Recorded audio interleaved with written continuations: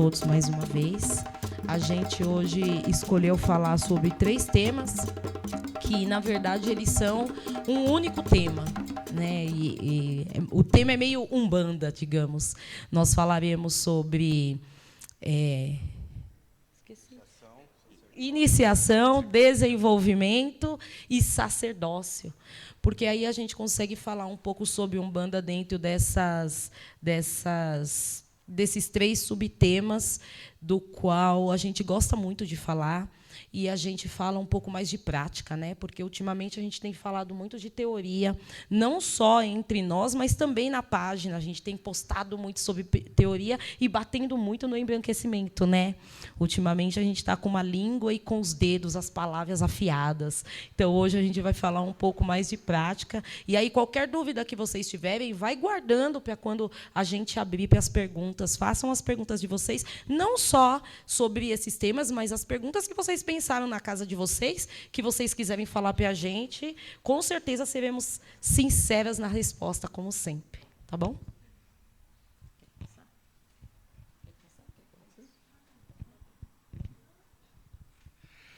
Boa tarde a todos, muito bem-vindos. É um prazer recebê-los aqui. Tem gente que está retornando, tem gente que está vindo a primeira vez. Então, quem está chegando a primeira vez, a gente fica feliz e abre as portas tanto dessa casa quanto do nosso coração para vocês. E para quem está retornando, o nosso muito obrigado. Ainda tem mais gente para chegar, mas a gente tem um horário a cumprir, então nós vamos avançando aqui com os nossos compromissos. Quero dizer também que a gente está gravando aqui para... A gente sempre tem esse hábito, né, de fazer um episódio do podcast a partir dos nossos encontros. Então, por isso, a gente está gravando aqui e você depois poderá assistir e ouvir através das nossas plataformas, Spotify e YouTube, das nossas páginas. Gostaria também de pedir a vocês que nos sigam, né, nessas plataformas, Coletivo Umbanda de Verdade. Nós estamos nas redes sociais. Mãe Tamara também está com uma página super bacana, chamada Santa Nengua, que é muito bacana esse trabalho, porque é voltado ao sagrado feminino, né? Então, ela tem essa proposta e essa missão, né, que ela recebeu dos ancestrais dela, a trabalhar com o feminino a partir da ideia da macumba, né? Então, nós todos somos uma grande corrente. E não só o Coletivo Umbanda de Verdade, mas cada um de nós 3 aqui, nós temos as nossas casas, né, o nosso trabalho individual também.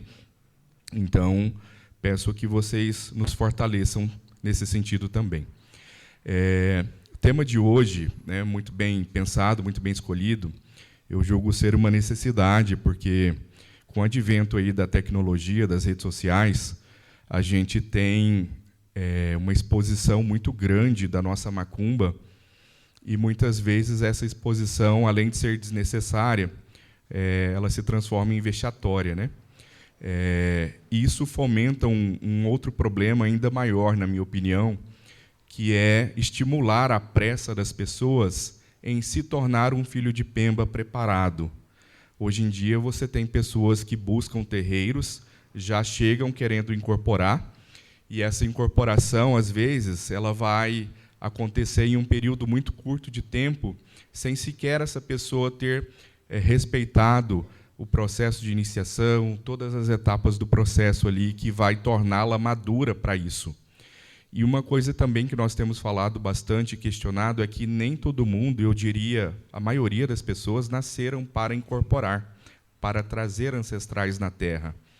E isso não quer dizer que a pessoa não possa ser umbandista, porque o umbandista não é necessariamente aquele que incorpora, que entra em transe, que traz essas entidades, mas sim aquele que vive a macumba, aquele que está dentro do terreiro. E você não precisa incorporar para isso, né? O fato de você estar participando da gira de outra forma, seja camboneando, seja tocando atabaque, cantando, isso já significa muito. Você já está exercendo essa prática de cura que é chamada de Umbanda. Então, quando a gente pensa em Umbanda, a gente não pode pensar em pressa, muito pelo contrário. Umbanda, ela requer de nós, exige de nós muita paciência. São anos de preparação, até a gente chegar em uma maturidade espiritual para que possa exercer essa prática com segurança. E aí, quando a gente fala em segurança, a gente está falando não somente da segurança do filho de Pemba, mas também das pessoas que, porventura, serão atendidas por esse filho de Pemba e seus ancestrais, pelas pessoas que frequentam o terreiro, né, que vão ter contato com esse filho de Pemba e com seus ancestrais. Então, isso é muito importante, né? Todos nós três aqui, nós viemos de berço umbandista, né? Nós nascemos praticamente dentro disso. Então, veja, nós temos aqui todos nós na faixa aí, posso falar nossa idade, meus irmãos? Na faixa dos 40 anos, né? Dos 40 a mais. Então, somente agora nós estamos aí vivendo o nosso sacerdócio, né? Depois dos nossos 40. Então, vejam quanto tempo nós demoramos para chegar até aqui, né? A minha mãe está aqui com muito orgulho, veio lá de Goiás para prestigiar esse encontro. É uma mulher de terreiro e ela, né, pode testemunhar isso e dizer isso para vocês da mesma forma que a dona Áurea está aqui, que é a mãe da mãe Tamara também, né, que acompanhou, obviamente, todo o processo do desenvolvimento da mãe Tamara.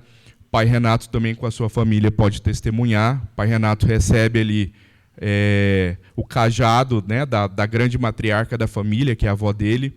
E isso, eu estou colocando essa questão para a gente analisar, né, quanto tempo de caminhada a gente tem até a gente chegar a esse ponto que nós estamos hoje, né? Então, é uma vida, praticamente, né? Uma vida, é a nossa vida. Isso é muito sério, né? Quando a gente fala em Umbanda, a gente tem que pensar nessas etapas de processo. Umbanda é iniciática? Sim, Umbanda é iniciática.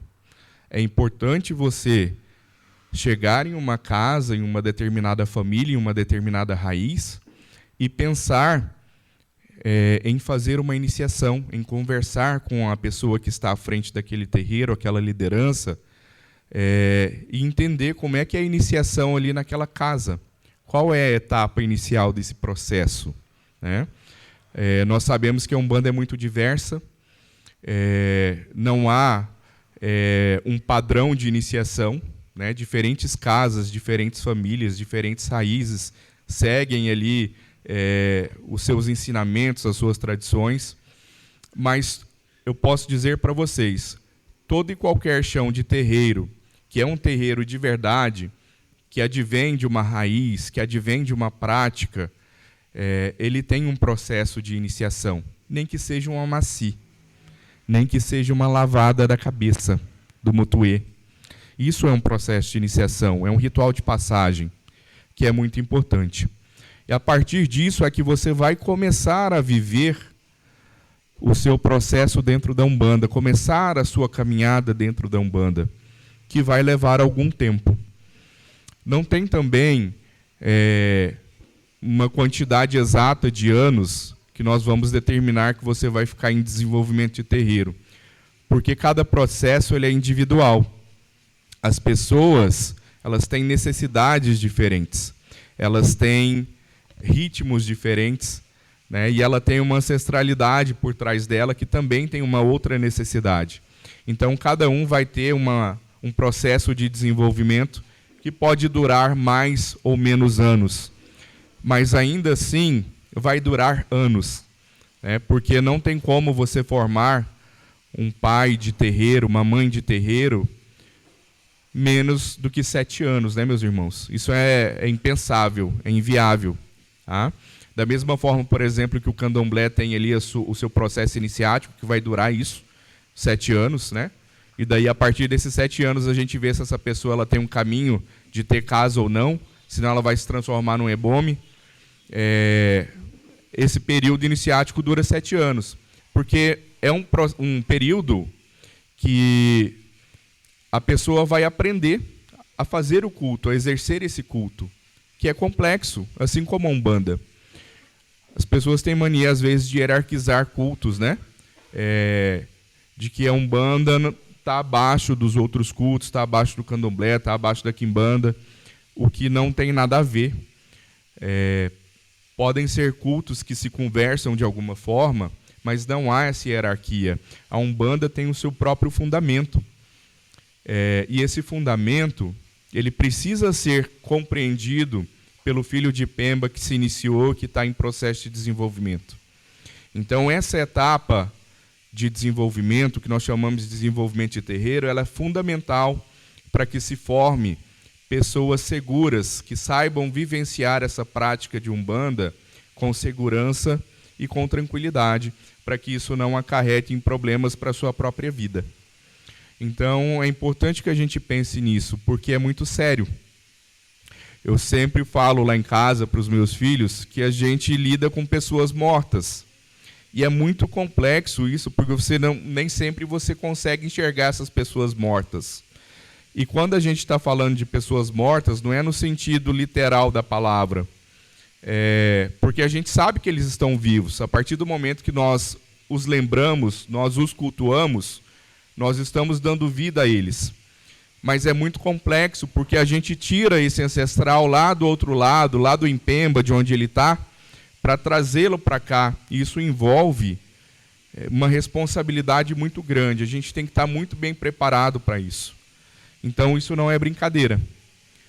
Porque a gente entende também que, muitas vezes, quando a nossa vida não está fluindo bem, não dá certo, pode ser uma cobrança ancestral, né?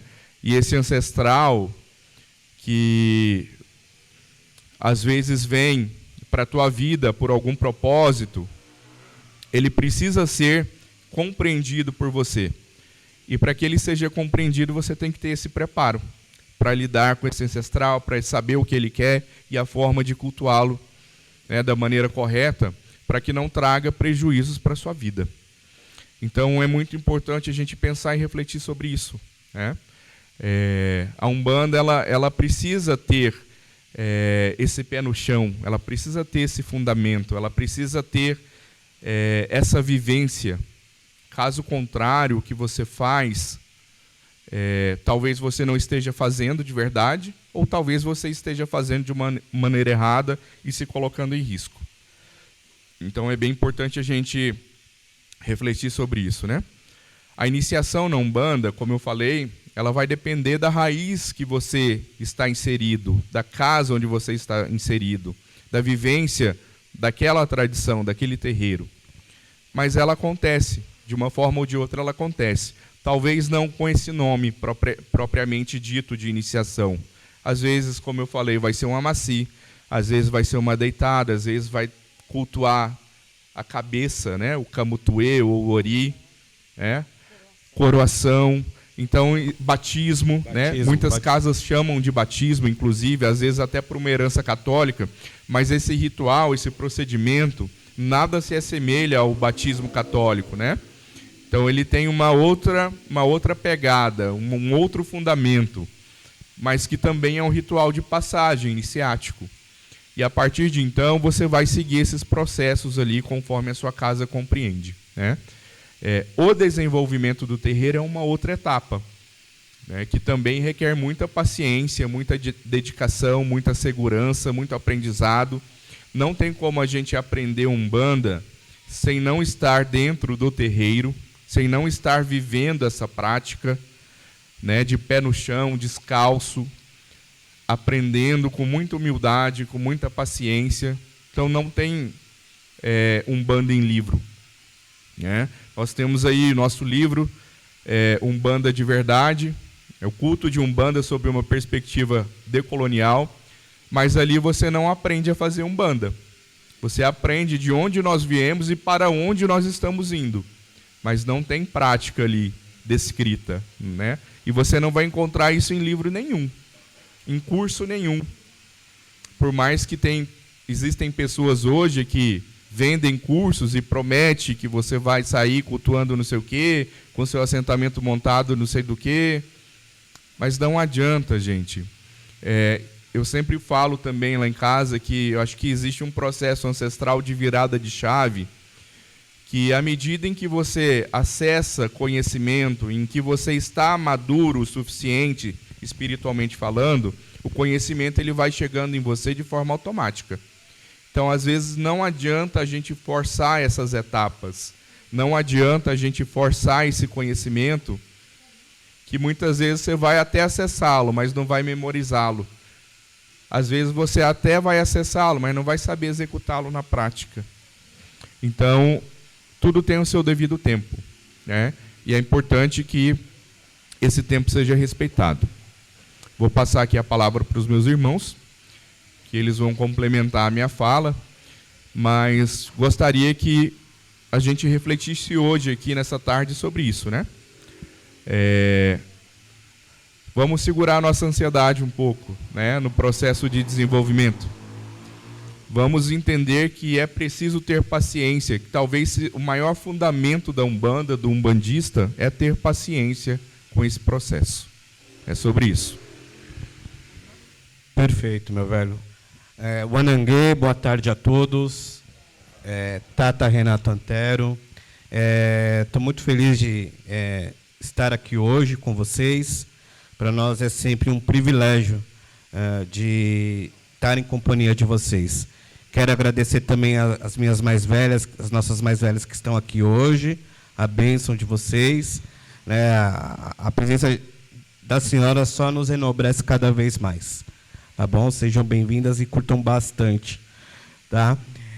Gente, dando continuidade aqui à fala do Tata André, eu acho que foi muito pertinente aquilo que ele falou até o presente momento, e que é uma situação em que realmente, dentro da Umbanda, há essa necessidade do tempo. Meu Tata sempre fala que nada é melhor do que o tempo e desenvolvimento para que você possa aprender os processos da vida.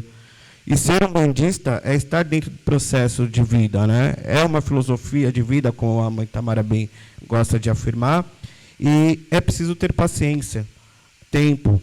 Eu venho de um berço, assim, com os meus irmãos, que eu já nasci dentro de uma... Antes de vir ao mundo, para quem não sabe, eu nasci prematuro, eu nasci de 6 meses e meio, e os três últimos meses da gestação da minha mãe, a preta velha da minha avó, todo dia vinha fazer a mironga ali para tentar segurar.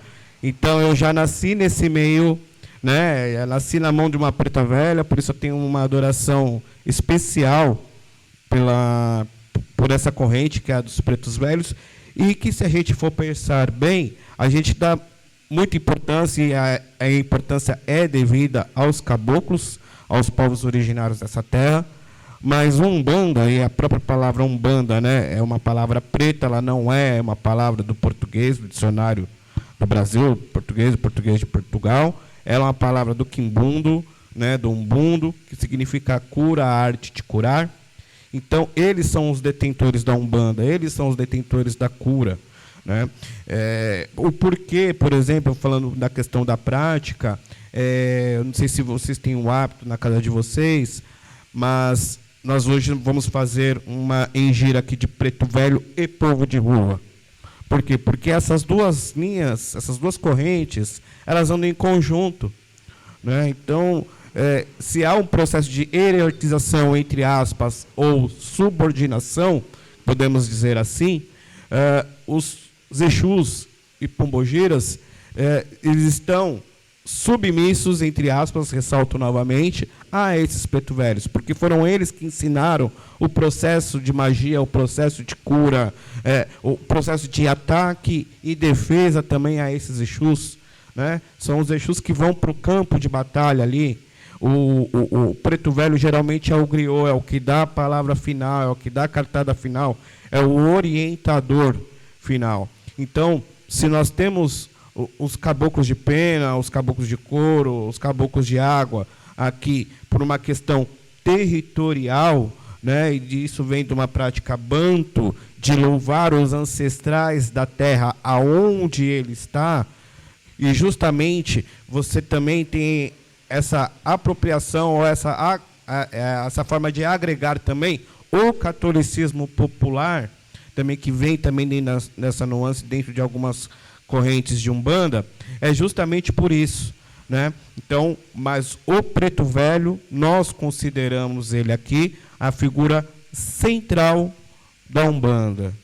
Ele é o, vamos dizer assim, levando para o lado da quimbanda, né, que também é uma palavra também que é nossa, é do quimbundo, é do umbundo. O quimbanda é aquele que pratica a umbanda, como a gente gosta de ressaltar, mas por contextos históricos e sociais e antropológicos aqui no Brasil, né, uma questão de historicidade, vários processos de embranquecimento, enfim, que isso nós descrevemos no nosso livro.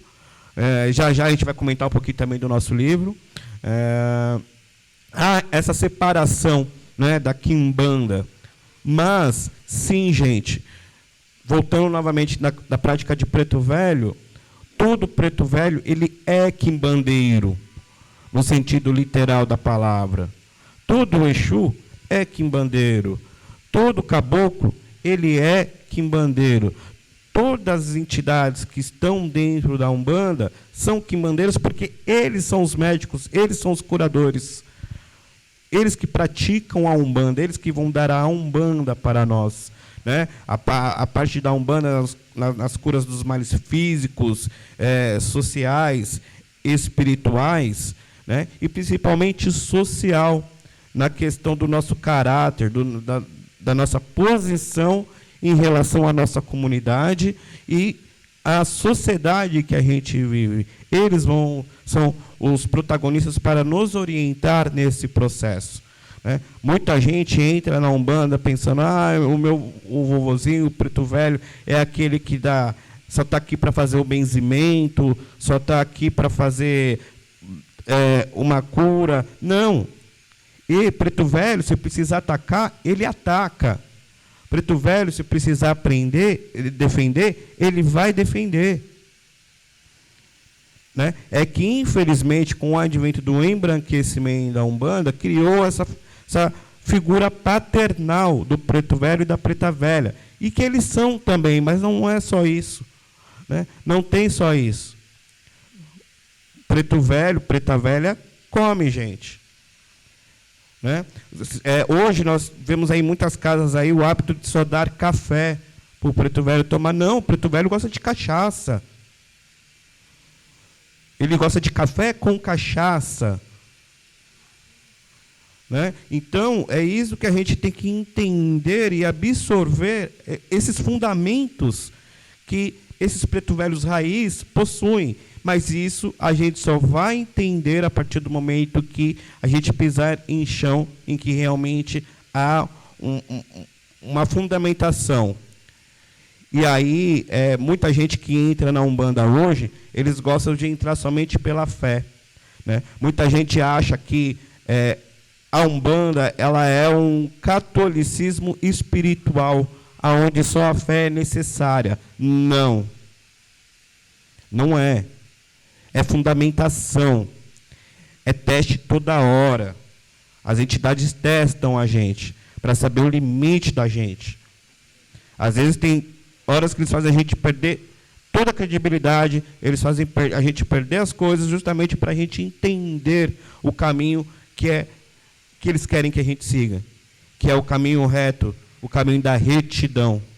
Então nós hoje aqui, nós três, temos uma responsabilidade imensa com vocês também, né? Porque vocês aqui estão ouvindo a nossa palavra, a nossa zoela aqui, vocês vão levar para o terreiro de vocês alguma coisa que vocês vão ver aqui hoje.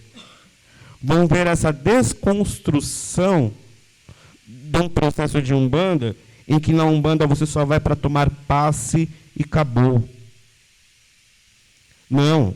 Aqui o Preto Velho, o Exu Unganga, ele vai sentar com você, vai conversar descontraído, vai perguntar da sua família, vai dar os recados necessários, vai mandar você fazer uma mirunga ou outra, vai puxar a nossa orelha se for necessário, porque as entidades estão aqui para isso. Não somente para ser um serviçal, não pelo trabalho, pelo trabalho, que muitas casas aí falam, né? Não, a entidade vem com propósito só para trabalhar. Não. Às vezes a entidade está ali justamente para estar entre os seus. Por quê? Porque ele se ancestralizou. Né? Houve esse processo de ancestralização, ele cuida da comunidade. E é como nós falamos aqui, nós dessa Umbanda Preta, raiz de tradição, nós entendemos que os nossos ancestrais hoje eles estão aqui conosco justamente para continuar dando o caminho para nós. E aí ele vem, ele recebeu essa situação, essa permissão devido aos seus feitos em vida, para que ele possa continuar orientando os seus. Então também há necessidade do quê? De celebrar com eles, porque era o que eles também faziam lá atrás. É logicamente que nós não fazemos 100% ou 90% das coisas como eles operavam, mas nós estamos tentando buscar isso, né? E como tentar resgatar essa tradição? É escutando a entidade, é escutando o Preto Velho, é escutando o Exu. Nós precisamos parar com essas ideias eurocêntricas e esotéricas que estão entrando dentro da Umbanda, né? A pessoa que carrega 1 milhão de entidades de gente só para trabalhar com Preto Velho, Caboclo e Exu já é um trabalho tremendo. Eu não consigo entender como tem pessoas que incorporam 1 milhão de entidades. É só para dar passagem. Não, gente, não é assim. O que a gente enxerga é que o tratamento dessas entidades precisa, como eu falei, de fundamentação. Então, se existe uma fundamentação, existe todo um rito, e esse rito passa por anos, né? Então, por exemplo, vou dar um exemplo. Eu comecei, apesar de estar sempre ter nascido na Umbanda, eu comecei o meu desenvolvimento, vamos dizer assim, por volta dos meus 17, 16 anos. E ali, vovó começou, já sabia de algumas coisas, porque já acompanhava, já estava dentro do contexto, mas ali a vovó começou a me orientar. Ali já foi um preparo para quê? Para que eu estivesse aqui hoje na função de Tata de Umbanda, né? Então, eu fui para a mata, não foi nenhuma nem 2 vezes, mas não era só para fazer a oferenda lá, deixar o pratinho de fruta para o caboclo, não. Tem uma série de coisas que você faz lá dentro, né? É uma série de rituais que você faz dentro. Na praia, você vai ter que ir para a praia. Ah, vai para a praia só para incorporar? Não. Às vezes você vai para esses lugares, esses pontos de força, é para fazer ritual, não é uma incorporação pela incorporação. Você vai para o cruzeiro das almas, especificamente, fazer um trabalho específico ali. Você vai no cemitério, na Calunga Pequena. Você vai até em igreja das almas, específica das almas, para fazer um determinado ritual ali dentro. Ah, mas a igreja, catolicismo. Não, aí a gente entra na cosmopercepção bantu. Que o bantu, o que ele enxerga? Ele entende que se ali tem uma energia, e aquela energia ou aquela fundamentação vai ser propícia para ele, ele agrega. Não é um sincretismo. Não é um sincretismo porque eu estou no Brasil, porque eu também tenho que aceitar. Não. Ali, por exemplo, quando eu comentei da Igreja das Almas, existe um conglomerado ali de eguns, né, de mortos ali, de almas, que são chamadas e invocadas ali dentro. E dali você faz um determinado fundamento e vai ter um propósito para isso. Aqui, passando um pouquinho de fundamento, nós temos aqui arreado 13 mingau das almas. Nós temos um pão ali também. Isso tem um porquê, isso tem um fundamento. Então, e isso demora para você aprender. E a vivência é comida de santo que se faz, é uma mironga X, é uma mironga Y. É aprender a atacar, é aprender a se defender, tanto do espiritual quanto do material. Então, é isso que a nossa crítica hoje, é justamente nesse aspecto, que hoje a gente vê nos terreiros que o que está em voga é o quê? É a incorporação e ter fé e tudo pode fazer, né? recentemente, já que a gente está falando de fundamento, teve a polêmica do caruru aí, né? Não sei se vocês acompanharam, do caruru feito pela metade. Nós achamos um absurdo aquilo. E aí vieram vários comentários. Não, porque se fizer com fé está tudo bem. Não, não é Igreja Católica. Lá na Igreja Católica ou nas outras igrejas, nas outras congregações, se faz esse processo. Tem que ter fé, acima de tudo. Não. As entidades não trabalham com fé. As entidades trabalham com fundamento e orientação. E aí também, um outro fator importante que nós ficamos muito tristes ali, foi da questão de você fazer uma culinária que é da nossa tradição, que é nossa, sendo deturpada, sendo feito de qualquer forma. E as pessoas falando que está tudo bem. E aí é o que eu falei, se a gente vai fazer um macarrão na frente do italiano e quebra o espaguete pelo meio, ele vai dar um croque na nossa cabeça, porque aquilo lá para ele é desrespeitoso. Quem come comida japonesa aqui tem um hábito do quê? De comer com hashi. Por quê? E isso é o quê? Isso é valorizar a cultura do outro. Certo? E por que que a nossa cultura ela não é valorizada? Por que que tem que ser de qualquer jeito? Por que que tem que ser meia boca? Mas tem um porém. Por quê? Porque fazer as coisas dentro da nossa cultura dá trabalho. Dá trabalho. Não é feita de qualquer jeito. Porque a preparação de uma comida de santo, vou falar nesse termo, ela perpassa do quê? Desde você comprar os mantimentos, de você entrar dentro da cozinha, acender uma vela e colocar um copo de água lá. Já começa ali. Já começa ali. Então, aí, a comida ela é temperada. Existe um processo de tempero ali que é feito em determinadas comidas. Então, é isso que a gente costuma falar, que isso é cultura e tradição. E a Umbanda ela é cultura e tradição. Muitas vezes menosprezada pelos nossos irmãos candomblecistas, né, em que eu costumo dizer que é o mesmo sistema, parte das nossas etnias, mas que lá existe um objetivo. Quando eu estou fazendo o candomblé, existe um objetivo e um princípio, e na Umbanda você tem um objetivo e um outro princípio. Você pode andar nas duas congregações ou na quimbanda sem problema nenhum, mas você tem que saber o que eu vou fazer na quimbanda é isso, o que eu vou fazer na Umbanda é aquilo, e o que eu vou fazer no candomblé é aquilo outro. E entender, e não fazer uma misturança de ritos.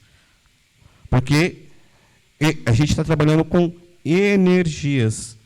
Né? É até meio esotérico dizer isso, mas na realidade é isso. Então, o que vocês vão observar aqui hoje, por exemplo, nós vamos louvar algumas divindades que são do panteão africano, como o Pambundila, por exemplo. Né? Mas que o fato de a gente estar louvando essa divindade é porque faz parte da nossa cosmogonia, faz parte da nossa cultura, faz parte da tradição. Você cantar para Exu em Yorubá também faz parte da nossa tradição. Você cantar para Pambundila em Quimbundo faz parte da nossa tradição. E também é uma tradição cantar em português também. Por quê? Porque nós estamos nessa terra. Então, olha quanto fundamentinho, em poucos minutos de fala, a gente está trocando aqui. Né? Então, acho que é isso, gente. A gente ressaltar a importância dos fundamentos, que o fundamento de Umbanda ela precisa partir de uma cultura e de uma tradição. Se eu não tiver uma cultura e uma tradição fundamentada nesse processo, então qualquer coisa não podemos chamar de Umbanda. Muito obrigado e me desculpe por alongar um pouco. Meus irmãos falaram muito bem. Eu vou falar um pouco sobre incorporação, né? O pai André falou sobre isso e, claro, deu uma boa introdução. E eu vou falar que, continuando o que o pai André falou, que a incorporação não é para todos. A gente também precisa entender que a incorporação ela se dá em situações onde a gente precisa resgatar a nossa tradição e a nossa cultura. Perdão. Umbanda, quando a gente fala que Umbanda é a arte de curar, a gente está falando sobre o curandeirismo que a gente entende aqui no Nordeste, nas regiões do interior. Esse curandeirismo que se tem aqui no Brasil é a Umbanda que se tem em África, Banto, Congo, Angola. É a arte de curar, é a forma que as pessoas se curam. E, para isso, em África, não tinha necessidade do xinguilamento, da incorporação. Por quê? Porque um chape, a dor de barriga, é algo que as nossas avós ensinavam às nossas mães, que ensinaram para nós e que virou algo tradicional dentro da nossa cultura. Então, lá não se precisava incorporar, manifestar um preto velho para saber que a gente precisa agradar aos ancestrais, para saber o que os ancestrais gostavam de receber, aonde gostavam de receber. Quando o pai Renato fala que uma iniciação se dá visitando os campos naturais onde estão os espíritos, é justamente porque os espíritos estão nesses espaços. Às vezes a gente pensa aquela fala, né? Meu Exu não dorme. Gente, socorro! Não pensem assim, por favor. Exu não está nem aí para a gente. É a gente que faz a oferenda para que a gente se aproxime da energia, da força e do saber de Exu. Muitas vezes a gente faz uma oferenda, e aí até quando a gente pensa e acessa os itãs, né, as histórias do povo Queto, está dizendo lá, né, Oxotocan Xoxô, por exemplo, para ele vencer o dragão, né, que na verdade é Yami Oxorongá, ele fez o pássaro, né? Ele fez uma oferenda. E ele oferendou a quem? Oferendou aos ancestrais. E não foi para os ancestrais fazer um milagre para ele. Não foi um milagre o que aconteceu. Na verdade, ele pediu aos ancestrais sabedoria.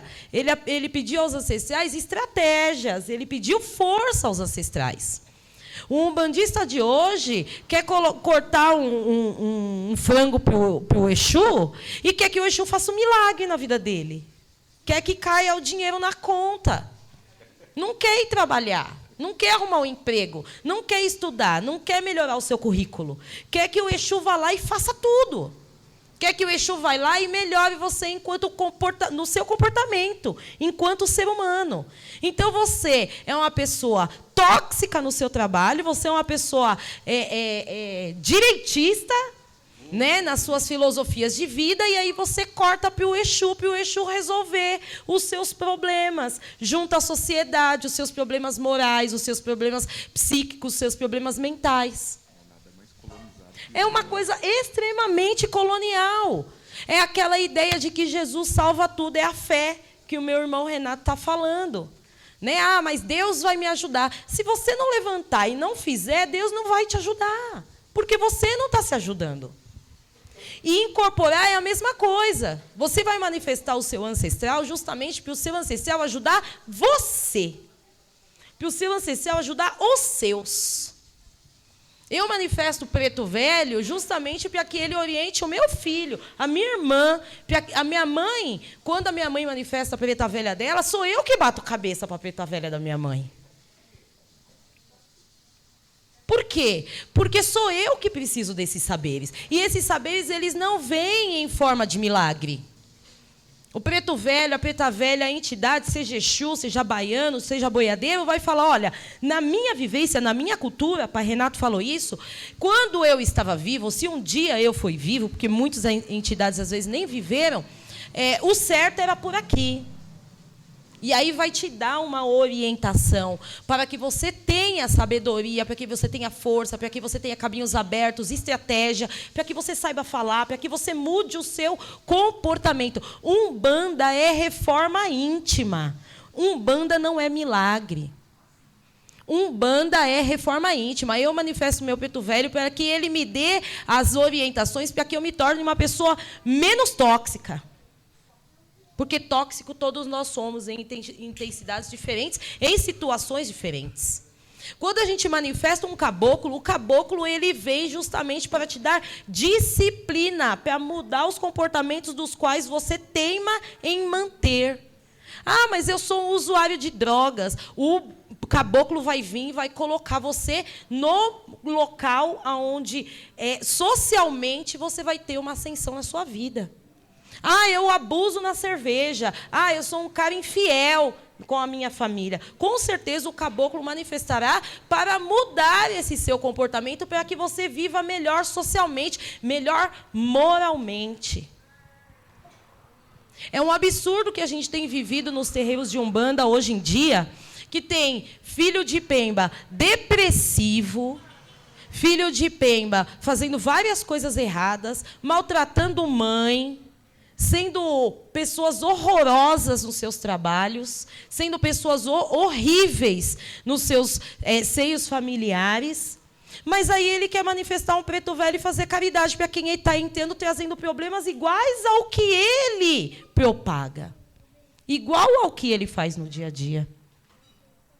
Então, o que é esse culto se não a cura?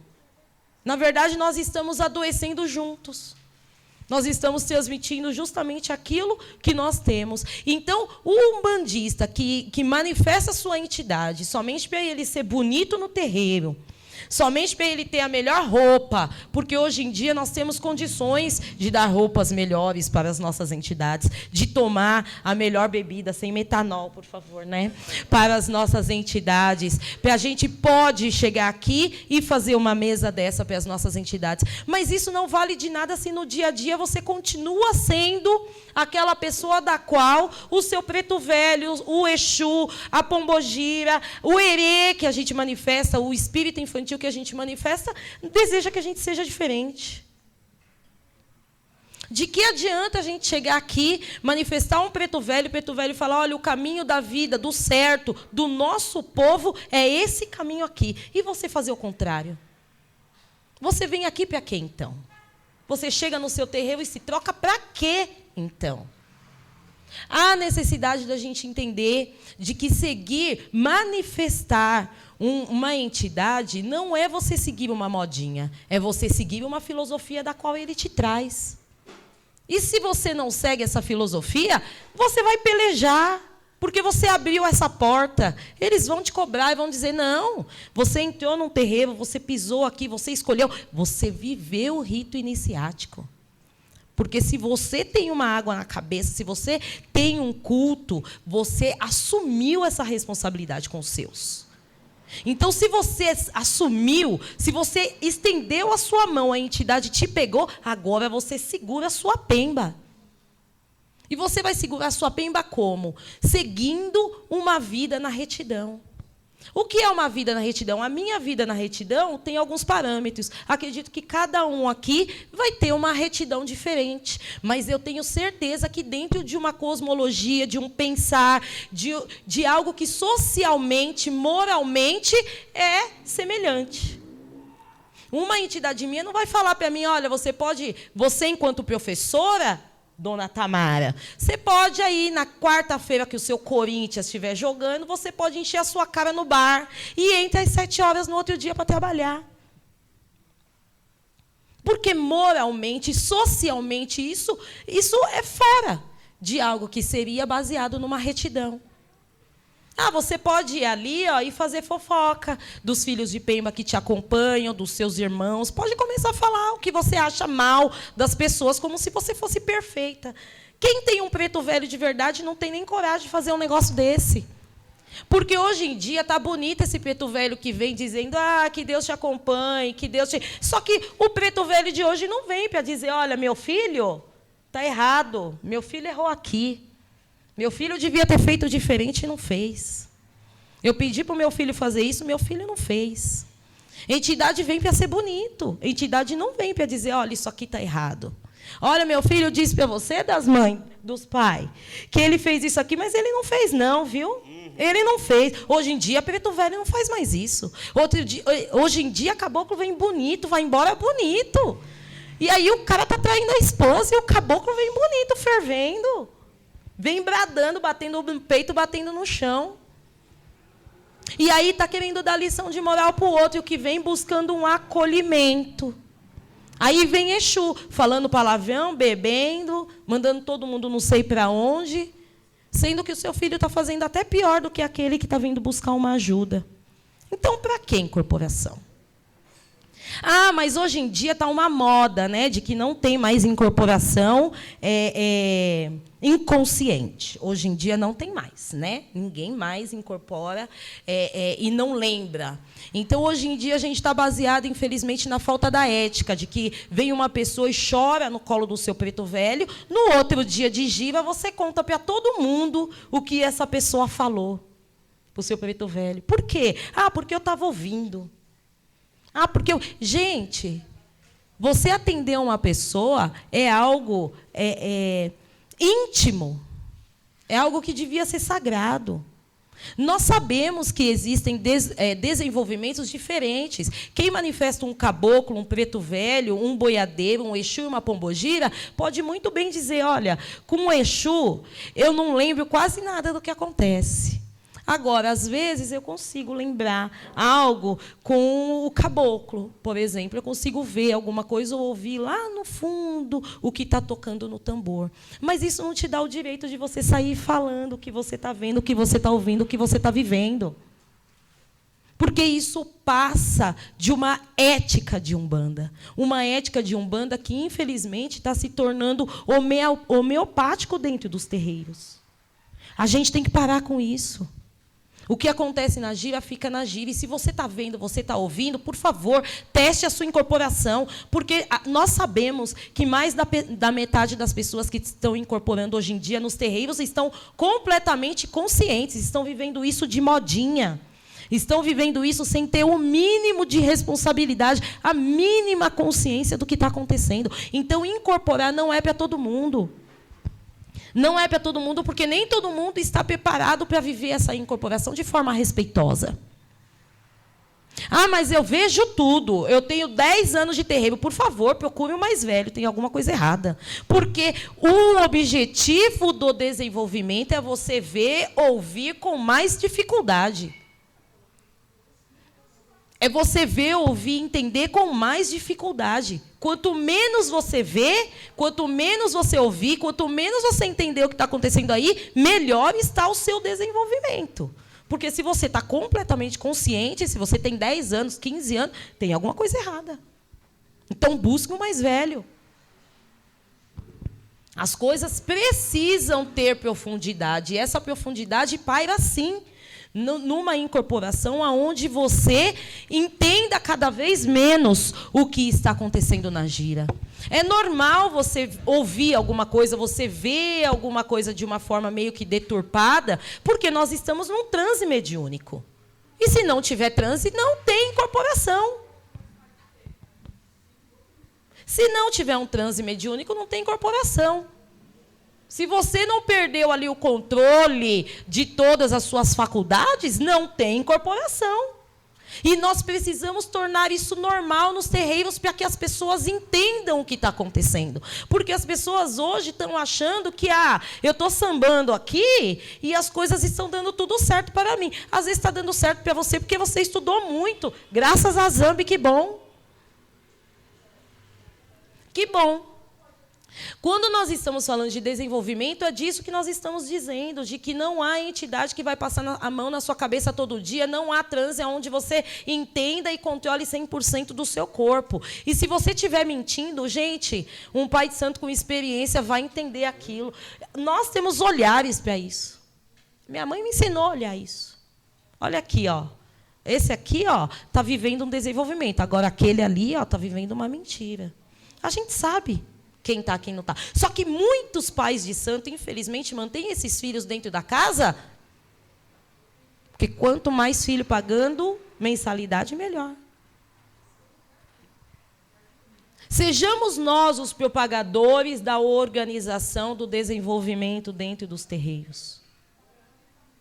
Se não tiver ritual de passagem, é muito difícil esse aprofundamento na incorporação. Porque quando você deita, quando você alimenta a sua cabeça, quando você vai num campo espiritual, entrar em contato com as entidades lá na fonte, quando você lava a sua cabeça lá, quando você descansa, você dorme aqui. E quem já viveu uma deitada sabe que é o sono dos justos. Você não dorme na esteira do jeito que você dorme na sua cama. Parece que você toma uma porrada na cabeça, deita e capota ali. Porque é realmente um contato ancestral. E esses contatos ancestrais, esses ritos de passagem, que faz com que você se aprofunde nesses contatos com a sua entidade. Sua entidade não fala na sua cabeça, gente. Para com essa ideia de que eu estou tendo uma intuição. Você não está tendo uma intuição. E se você está tendo, é algo pessoal seu. É você que está criando lá com a sua cabeça. Porque entidade que entidade, ele baixa e fala o que ele tem que falar. Hoje em dia tem um bandista que está no trabalho, está no McDonald's. Olha, minha pombogira mandou te falar. A pombogira não mandou falar nada, é ele que está falando da cabeça dele, está querendo se aparecer. Não deem ouvidos a isso, não sejam as pessoas que banalizam o contato ancestral. Porque quem incorpora mesmo sabe que perde o controle. Faz o que não faria sozinho. Fala o que não falaria com a sua cabeça. Então, que a gente pare com essa coisa de ficar transmitindo tudo, falando tudo. Guarde o seu ofó para você, guarde sua energia para você, guarde o seu contato com a sua entidade para você. Porque é para você que ele vem. Quando a gente canta com o preto velho aqui, chama que ele vem, ele não vem para os outros, ele vem para você. Porque ele é ancestral seu, ele não é ancestral de quem chegou. Por favor, sejam propagadores dessa ideia, de que quanto mais a gente tiver contato com o nosso ancestral para nós, melhor é o nosso caminho. E aí sim vai chegar um momento em que as entidades que você manifesta estará bem, e você também, para transmitir para os outros. E aí eu falo que isso é ofó, né? E ofó também é desenvolvido. Não dá para uma pessoa que está sentada com 1 ano, com 2 anos, com 3 anos de Umbanda, sair falando, dando aula sobre Umbanda, porque você está dando o que você não tem. Um preto velho que baixou 10 vezes num terreiro não dá uma consulência. Não pode dar. Porque ainda está tendo contato com o seu filho de Pemba, com aquele filho que está manifestando. Sejamos pessoas coerentes para isso. Entendamos que não dá para a gente abrir a nossa casa para atender 50, 60, 70 pessoas se a gente não tiver pretos velhos firmes para esses atendimentos. Não estou dizendo fechem as casas de vocês, a minha é fechada. Mas eu não estou dizendo fechem a casa de vocês, eu estou dizendo tenham espíritos firmes para atender essas pessoas. Porque o brasileiro que entra num terreiro de Umbanda entra procurando uma cura, não entra só porque gosta, entra porque está procurando ajuda. Então, não dá para a gente ajudar sem a gente saber o que a gente está fazendo. O sacerdócio, meus irmãos, ele é baseado no tempo e no saber que acumulamos nesse tempo.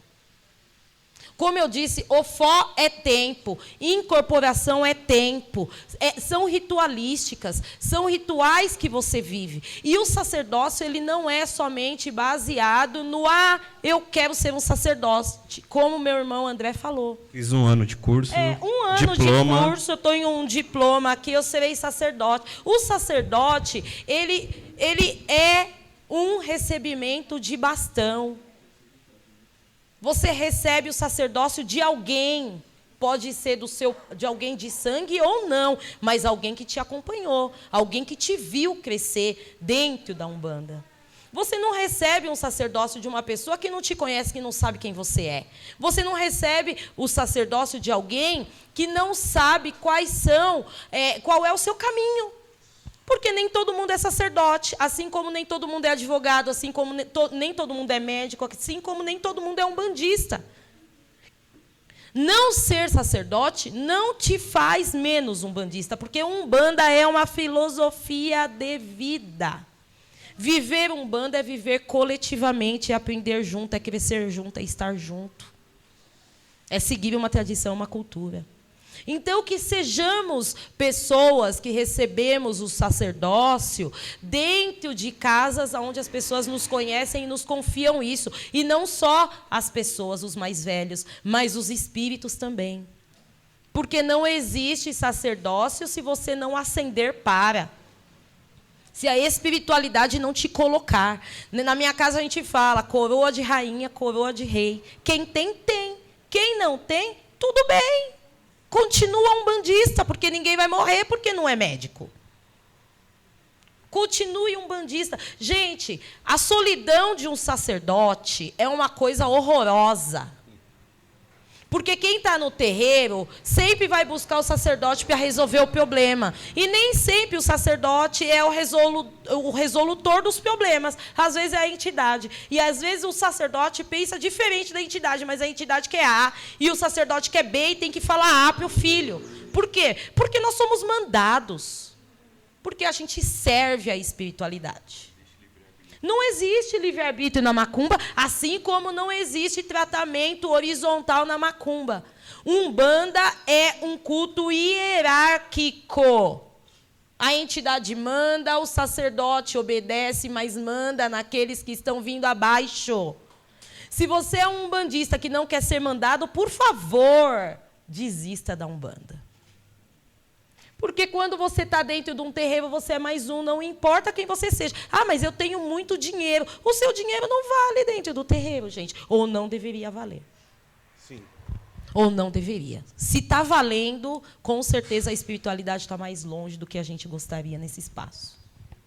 Você pode ser o que você quiser, o presidente da República. Quando você entra no terreiro, se você não tem tempo, você senta e aprende. Ah, mas eu vivi aquilo lá. Tudo bem. Então, vamos viver o tempo e vamos saber qual é o seu conhecimento.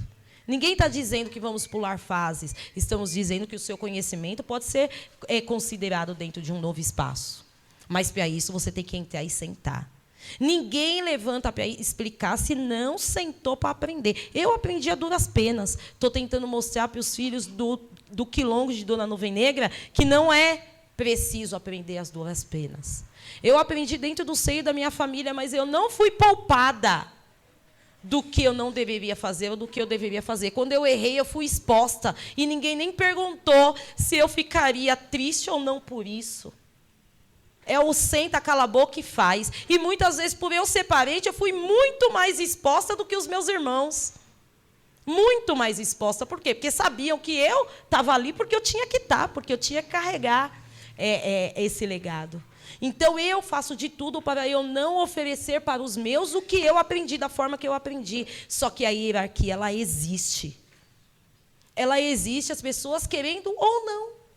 Essa hierarquia pode ser ruim, tóxica? Pode. E aí eu digo para vocês, procurem um terreiro onde os pais de santo podem ter uma hierarquia menos tóxica. Mas falou em hierarquia, um manda, o outro obedece. Infelizmente.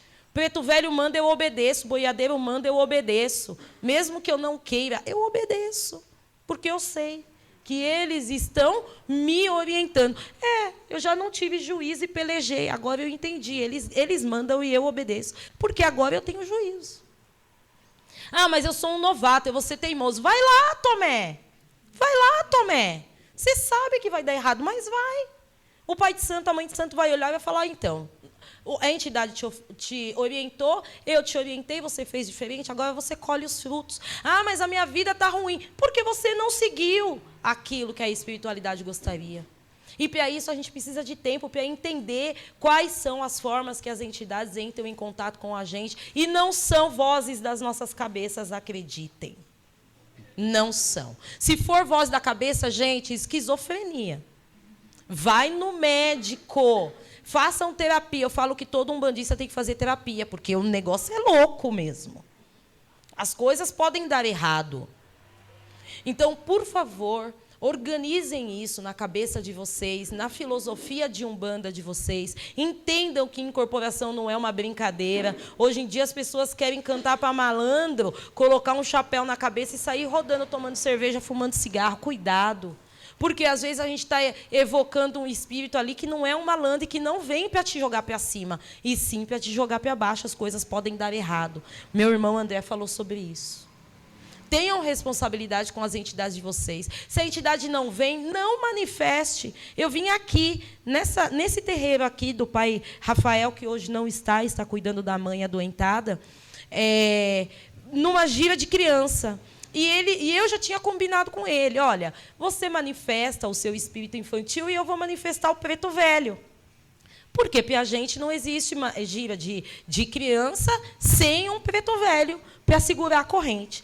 E aí eu cheguei, eu me arrumei, né? Ele abriu e eu parei, ele manifestou o preto velho, aí o preto velho olhou para mim e falou, e aí, minha filha? Eu falei, meu pai, aqui não tem preto velho, não. Aqui não tem. E aí fiquei, aí cantou, aí vibrou, e aí eu pedi, e o preto velho não veio. E paciência, se ele não veio, ele não veio. Eu vou mentir um preto velho? Eu não posso mentir um preto velho. Porque quando ele vier de verdade, ele vai dizer, minha filha, aquele dia, eu vou pegar ela. Eu vou pegar ela. Mas hoje em dia isso não acontece, né? Porque às vezes as pessoas nunca nem manifestavam um preto velho, estão dizendo que manifestou. Então a gente precisa ser consciente com isso. Mas eu não sei se eu estou manifestando ou não. Aí eu sugiro que vocês busquem um mais velho. Eu, no Quilombo, eu explico para eles como que vocês vão saber se vocês estão manifestados ou não. A primeira coisa é, seu braço está para trás? Tira o braço daí, meu irmão. Tira o braço. Mas é preto velho, eu queria ficar de pé. Fica de pé. Vamos ver se não vai doer. Tenta. Tenta. Tenta falar o que você quer, porque se você tiver manifestado de verdade, a sua voz não vai sair, porque vai travar a sua boca ali, Vai travar. Se você estiver fazendo tudo o que você quiser, eu sugiro que da próxima vez você levante, bate palma e cante. Ninguém é obrigado a incorporar todos os dias, gente. Às vezes você está doente. Você vai oferecer o quê para o outro? Doença. Tenham isso em mente, por favor. Procurem o mais velho, conversem com o mais velho, porque o mais velho sempre vai dar as melhores orientações para que você tenha o seu caminho de flores dentro da Umbanda. Porque muita gente na Umbanda já partiu desse mundo de formas horrorosas, porque não sabiam cultuar o ancestral, e o ancestral cobra. Quando você estende a mão, ele vai cobrar. É uma porta que você abre que você não fecha mais. Eu falo que entrar na Umbanda é que nem você ter um filho. Você vai criar. Você pode abandonar, mas você não vai esquecer. Ele vai existir. Tenham isso em mente sempre. Eu costumo falar sempre que incorporação ela traz uma responsabilidade absurda para a gente. Mãe Tamara tocou nesse ponto, mas eu gostaria de aprofundar um pouquinho. Porque antes de você incorporar uma entidade, um ancestral, você precisa incorporar o valor que ela te traz. Então não adianta você incorporar preto velho e ser racista, por exemplo. Não adianta você incorporar um caboclo indígena, um caboclo de pena, e votar em gente, por exemplo, que não apoia a demarcação de terras indígenas. Não adianta você incorporar Exu se você é uma pessoa teimosa, se você não tem disciplina, porque ele vai arrebentar com a sua vida. Então, se você não incorpora ainda, é aspirante, eu diria, não queira isso para você, se você não está preparado para fazer mudanças na sua vida, na sua forma de agir, na sua forma de pensar. Porque é isso que essas entidades, esses ancestrais nos trazem. É esse tipo de responsabilidade. Então é muito importante a gente pensar sobre isso também. Antes de você incorporar a sua entidade, incorpore o valor que ela vai trazer para você, a sabedoria que ela vai trazer. Porque senão você está sendo um grande hipócrita. Você será um grande hipócrita. Porque nós devemos cultuar aqueles que vieram antes de nós com muito respeito, principalmente respeito pela história dele, por aquilo que ele construiu, por aquilo que ele deixou como legado e por tudo, principalmente por tudo que ele passou. Como é que eu vou incorporar meu preto velho sabendo que talvez ele foi uma pessoa escravizada e sofreu, né, só ele sabe o que ele sofreu, e eu vou continuar sendo uma pessoa com pensamento colonial, racista, sabe? Cheio de equívocos na cabeça ou no meu próprio ato, na minha própria ação. Então, é muito importante refletir sobre isso. É uma reflexão que a gente sempre procura trazer no nosso trabalho, nas nossas páginas, para as pessoas pensarem, né? O que a gente faz não é brincadeira. O que a gente faz tem um significado muito grande para nós, porque a gente carrega um legado ancestral. E se eles não desistiram, e se nós estamos aqui hoje, é porque eles não desistiram. Se eles não desistiram, nós também não temos o direito de desistir. Mas, mais do que isso, nós temos que saber preservar esse legado que nos foi confiado.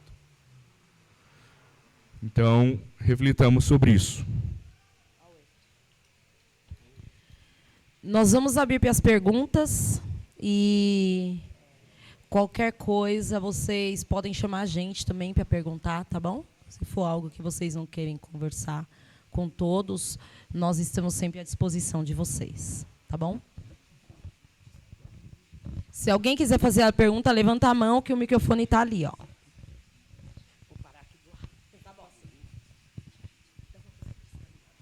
Isso. Boa tarde a todos, abençoe meus pais, abençoe meus mais velhos. Minha pergunta é com relação até a prática de vocês. A gente sabe que muitos terreiros priorizam o atendimento para assistência, né? E tem terreiros que abrem até 4, 5 vezes na semana, uma pegada bastante até kardecista, né? De centros kardecistas. Eu queria saber como é a vivência de vocês, se vocês têm essa frequências de vocês para atendimento de assistência, e como a temática foi a questão do desenvolvimento, também a frequência de vocês na questão do desenvolvimento para os seus filhos. Seria isso. Bom, falando pela minha casa, né, nós não temos portas abertas. Tanto é que eu tenho a página da nossa comunidade ali no Instagram, mas ali não tem endereço. A pessoa ela pode visitar a casa em determinadas festas públicas do ano que são abertas. Nós não temos o hábito de atender pessoas, né? A gente não gera essa demanda, porque a partir do momento que você gera essa demanda, você vai ter a demanda, né? Porque a gente entende, como a mãe Tamara falou aqui agora há pouco na fala dela, o ancestral ele se manifesta para cuidar de mim. O compromisso dele é comigo, não é com a pessoa de fora. Então, nós não temos aquela ideia arraigada que as pessoas têm, geralmente os umbandistas têm, de caridade. As nossas entidades não manifestam para dar passe, não manifestam para fazer caridade, não. Né? O compromisso dela é comigo e com a comunidade onde os meus estão inseridos. Então, a gente parte do princípio de que, se os meus filhos não estão bem, se eu não estou bem, como é que eu vou ajudar outra pessoa que vem de fora, que está com N problemas, e só ela sabe por que ela está com aqueles problemas, porque geralmente o problema aparece, né, por conta de uma ação equivocada, né, e ela mesma buscou aquilo para a vida dela, então a gente não tem que dar conta dessa demanda, né? Então, se a pessoa precisar muito falar comigo, está buscando um atendimento ou quer entrar para casa, ela vai entrar em contato, eu vou recebê-la, eu vou jogar, né, vou abrir um jogo ali, um oráculo, vou consultar e ver o que aquela pessoa precisa.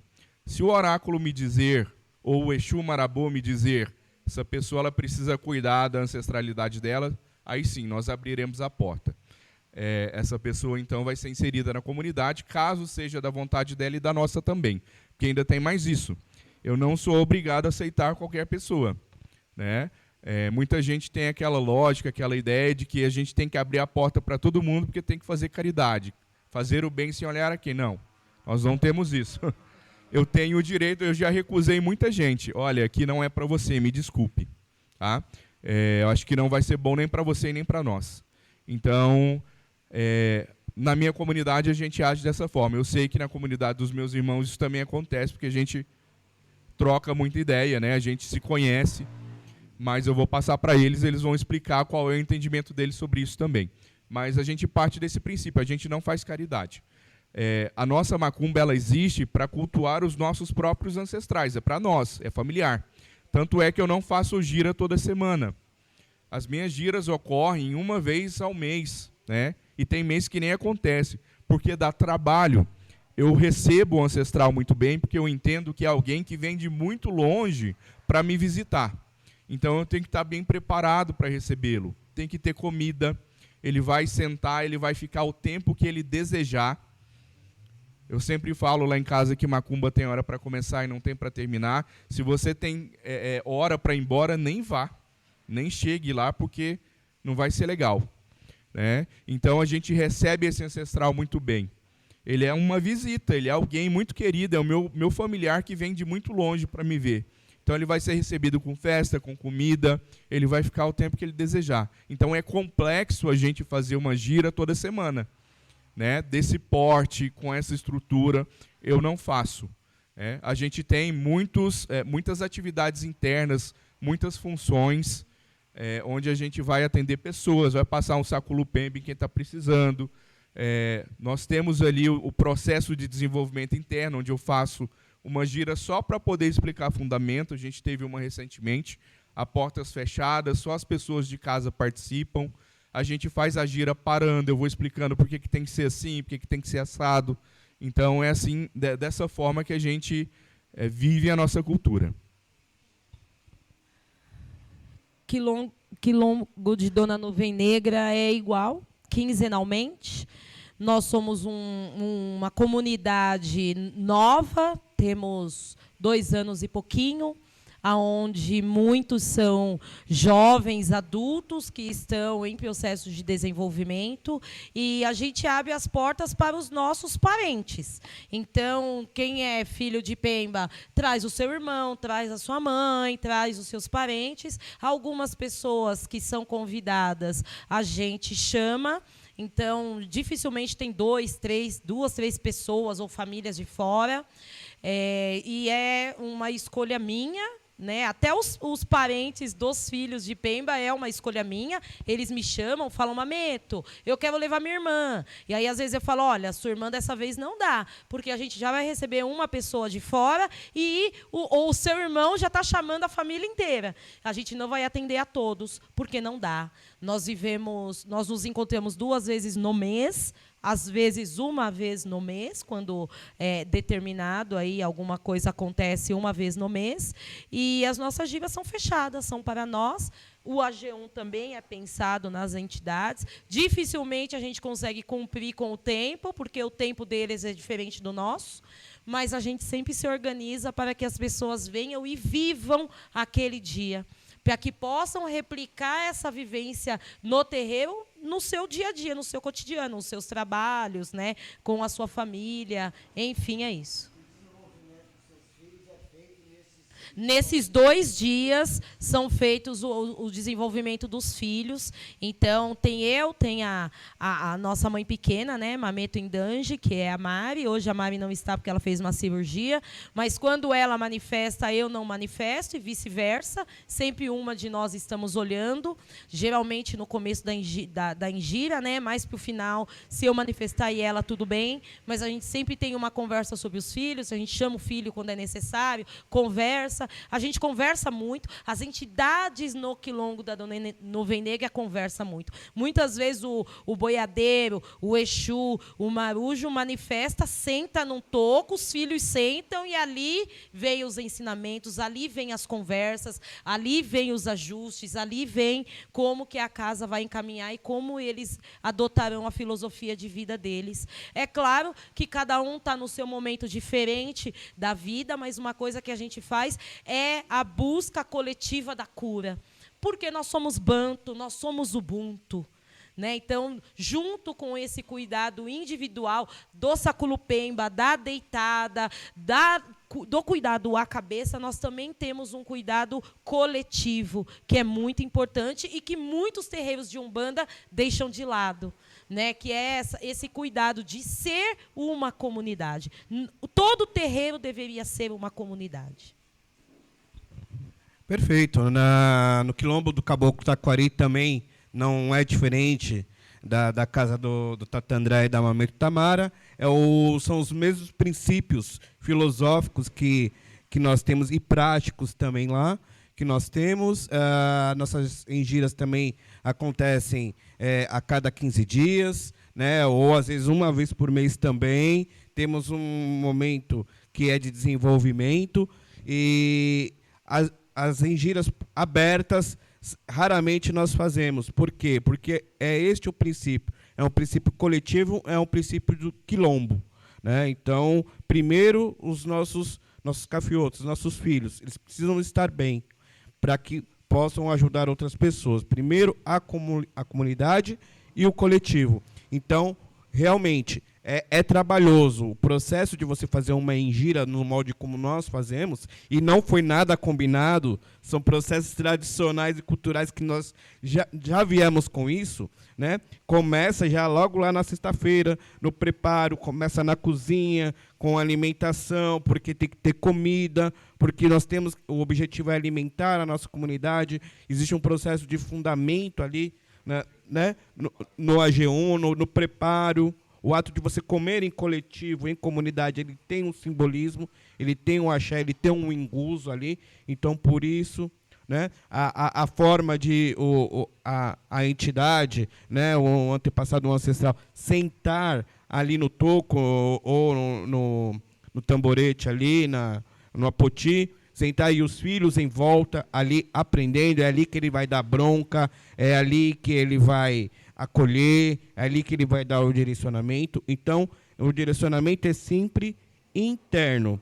E aí, numa segunda situação, nós abrimos para as pessoas, mas vai depender de vários fatores também, como o pai André bem diz.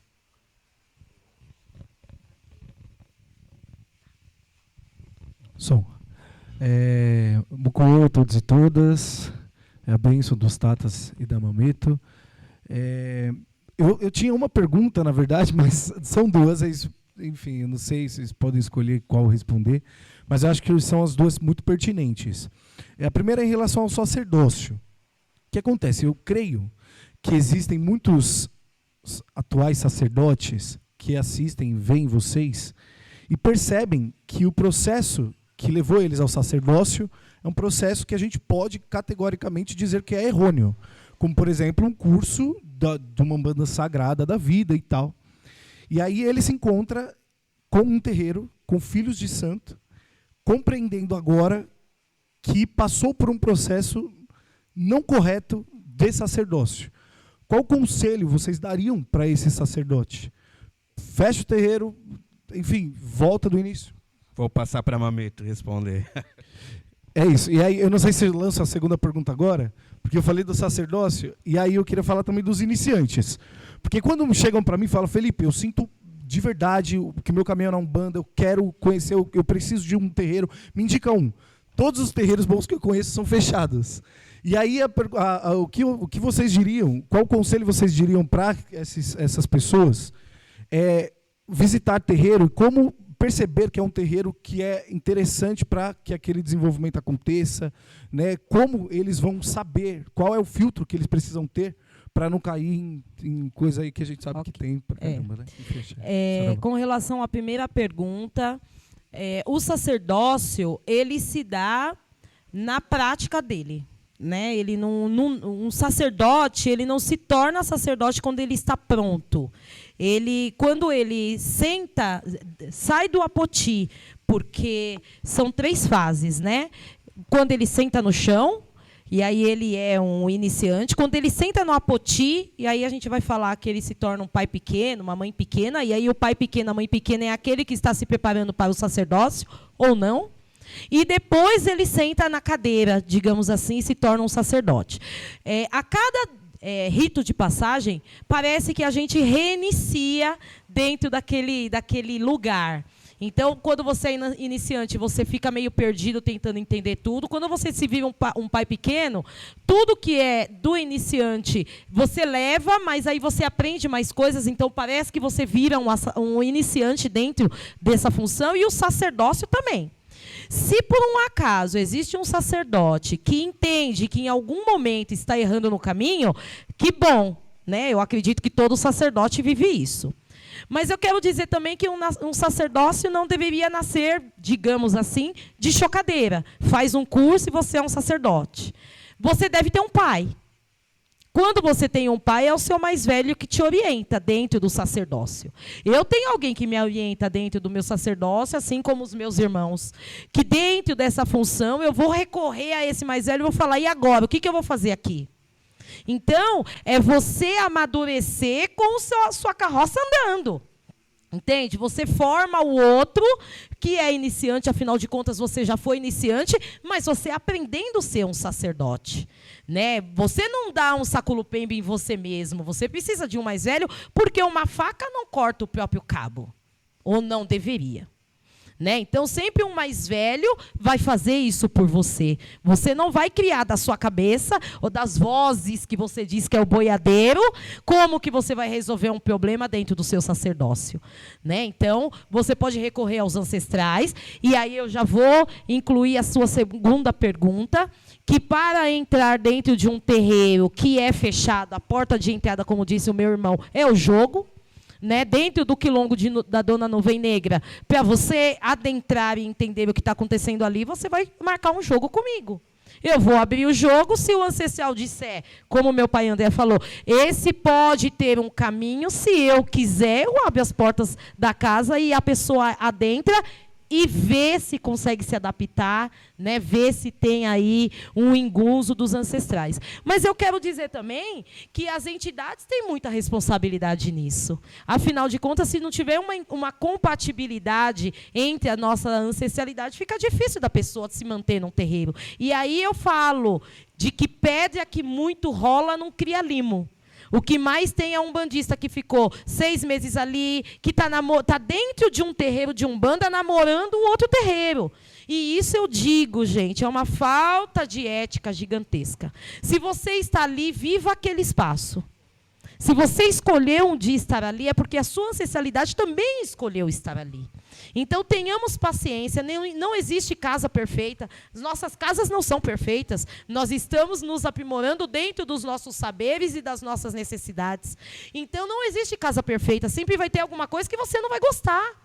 Mas é a mesma coisa na casa dos nossos pais. Porque quando nós estamos na casa dos nossos pais, a lei é deles. A gente passa a fazer dentro da nossa casa quando a gente tiver a nossa casa.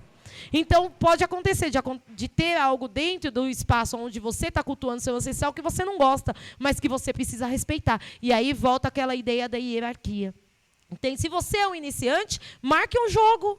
Vai falar com o Pai de Santo e veja se a sua camutuê pode ser compatível com aquele espaço. Se a ancestralidade daquele espaço está aberto para te receber. Porque quem acolhe você não é o Pai de Santo. Quem acolhe você é a corrente da casa. Se a cultura e a tradição bater, legal. Se você está, é porque bateu. Entendeu? Eu sempre digo que ninguém acorda um dia e diz, nossa, que dia bonito para abrir um terreiro. Isso não existe, né? Apesar de que muita gente tenta fazer isso. O que eu quero dizer é o seguinte, existem pessoas que nascem para isso. E uma verdadeira liderança, ela vai se destacar no lugar onde ela está inserida. Mas ela precisa estar inserida em um lugar para ela aprender, ela tem que desenvolver isso, porque esse conhecimento não brota nela, né? Ela tem que passar por um processo de aprendizado, ela tem que entender como é que faz uma cura, como é que faz uma prática ancestral. Mas, visivelmente, essa pessoa se destaca no meio das outras. Né? As pessoas vão procurar essa pessoa e vão começar a segui-la, vão pedir ajuda. Isso aí é algo natural do sacerdócio, né? Algo natural da liderança. Por quê? Porque ela nasceu para aquilo. É o propósito dela no mundo, né? Ela se ancestraliza através disso. Então, isso é natural. Tá? São poucas pessoas que têm isso, mas existem, né? O que eu quero dizer com isso é que não existe curso que vá te dar isso. Você pode fazer quantos cursos você quiser lá num Umbanda EAD, né? Ou onde quer que seja. Mas se você não nasceu para isso, não adianta você insistir. Você não vai prosperar, você não vai para frente, sua vida vai travar, as coisas vão acontecer de uma forma muito negativa. Porque não é o teu caminho. Ah, é sobre isso. Desculpa, gente. Outra coisa, o sacerdócio não precisa só nascer, como disse o meu pai, André. O sacerdócio também precisa de uma organização de gestão de pessoas, porque se você não souber lidar com as pessoas, se você é uma pessoa grossa, se você é uma pessoa indelicada, se você é uma pessoa que não sabe lidar com o outro, se você não tolera o erro do outro, seu sacerdócio não vale de nada. Você nascer para ser sacerdote, mas se colocar num pedestal, não entender que a pessoa que está sentada ali um dia pode ser sacerdócio, porque também pode ter nascido para aquilo, não vale de nada. Outra coisa, tem que saber lidar com as vicissitudes das casas. Uma casa de terreiro não vive só de sacerdócio. Vive de administração, vive de financeiro, vive de várias outras coisas, aonde o sacerdócio precisa entender minimamente para que as coisas deem certo. Então, são alguns atributos que uma pessoa precisa ter para viver um sacerdócio saudável. Porque a gente sabe que tem um monte de gente aí que já nasceu abastada, que entra no Mercado Livre, compra todas as imagens e monta o seu congá, mas que não tem a coroa de rainha, como diz na minha família. E aí você vê aquele terreiro raso, aquele terreiro que você entra e não entende engunzo nenhum, você não entende nem o que está acontecendo ali. Por quê? Porque a ancestralidade não ascendeu para isso. Entende? Todo mundo pode ser lâmpada. Né? Ser umbandista é ser lâmpada, mas poucas podem falhar, ou poucas podem ascender ao sacerdócio. Então, a gente precisa entender isso, que se tornar um sacerdócio não é somente ter um Odu, a coroa de rainha. Você precisa também ter essa preparação. E essa preparação se dá no chão do terreiro. E com o tempo. A benção, pai e mães. Antes de fazer minha pergunta, queria até dizer que eu fui esse pai de santo.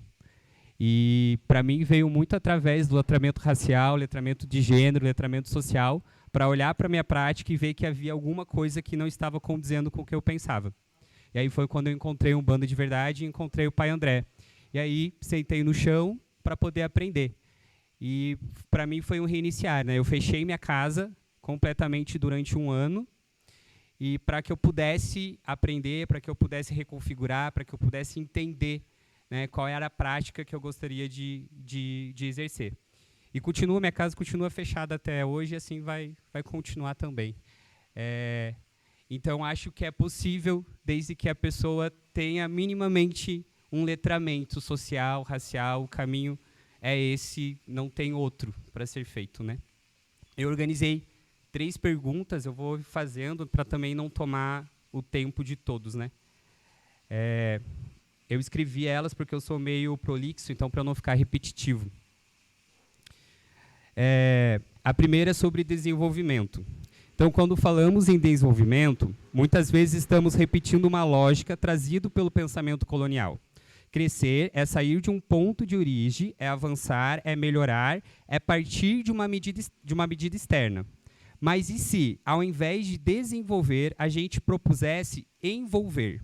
Afinal, quem se envolve cria laço, escuta o tempo da terra, o tempo do corpo e o tempo do outro.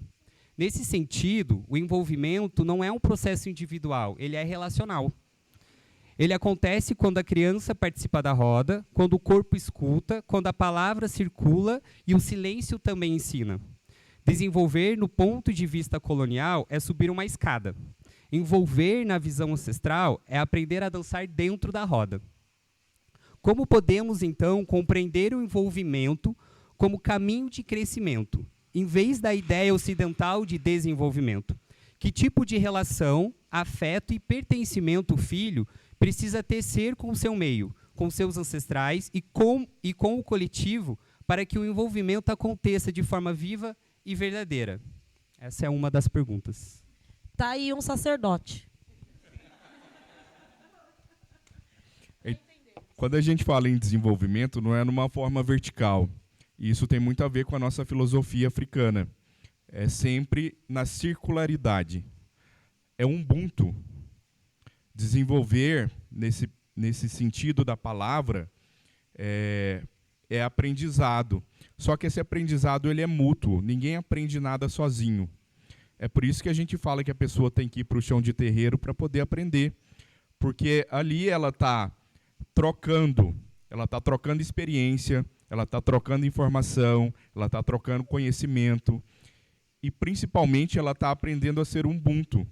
Ela está aprendendo que estar ali é um grande ebó coletivo. E eu sempre falo isso lá em casa. Quando a pessoa vai lá para preparar um ebó, um saculupemba, para passar o ebó em alguém, ela tá se ajudando, né? Se autoajudando. Ela está fazendo também um saculupemba nela mesma. E isso porque ela está aprendendo a ser um Ubuntu. Então, isso é importante. O desenvolvimento que a gente fala, ele jamais é vertical, ou seja, numa escada, né, ascendente. Ele é circular. É sempre na circularidade. Toda a nossa cultura é assim. Né? E é ser um Ubuntu, nada mais é do que ser um Ubuntu. Um Ubuntu nada mais é do que você dizer eu sou porque nós somos, ou eu sou porque também você é. Né? Então, é essa troca que precisa existir. A pessoa ela desenvolve no terreiro. Por isso que a gente não chama de desenvolvimento mediúnico, e sim desenvolvimento de terreiro. É a partir desse entendimento de ser um Ubuntu, é a partir dessa internalização dessa filosofia africana é que a gente consegue, então, levantar para caminhar. Né? Eu acho que é muito sobre isso. Eu não sei se consegui responder sua pergunta, eu vou passar para o Renato complementar. Não, perfeito. Eu ressalto justamente isso que o Tata André falou. E uma outra abordagem que a gente pode fazer nesse sentido é também se despir de questões filosóficas coloniais. Por quê? Porque nós estamos entrando num outro ambiente, numa outra cultura, numa tradição específica. Então, a pessoa que entra, ela precisa se libertar de determinados dogmas que a gente vem, que a gente nasce no território do Brasil, que nós aprendemos, né, esse modo de ser ocidental que nós temos, né, capitalista, enfim. Quando a gente entra dentro dessa filosofia de terreiro, ali dentro é um outro mundo, é uma outra comunidade. A gente precisa ter essa percepção decolonial para que essa circularidade ali funcione. Tal qual, por quê? Porque tudo ali que você faz, desde o momento que você entra dentro do quilombo, ali dentro do terreiro, tudo ali tem um sentido. Não é simplesmente estar ali para a prática da caridade. Não, não é isso. Tudo tem uma simbologia, desde você entrar dentro do terreiro, pegar a quartinha ali, jogar ali, sabe? Então, são essas coisas que você precisa ter tempo, chão de terreiro e também você se dispor dessas questões coloniais e ocidentais que nós vivemos hoje. Mais alguém? Bom, se não tiver mais ninguém, eu vou seguir aqui. Tem ainda. Vocês falavam sobre a incorporação, né? E a existência de uma prece, de uma pressa, que hoje eu identifico quase como uma ansiedade em incorporar, em mostrar resultado e em dizer agora deu certo. Mas essa pressa carrega o mesmo espírito da produtividade capitalista. O corpo tem que produzir a experiência, tem que render, e o sagrado tem que funcionar.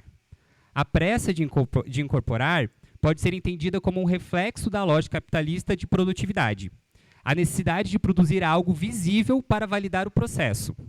No entanto, no contexto de uma vida coletiva e espirituais, quais são as produções que realmente importam?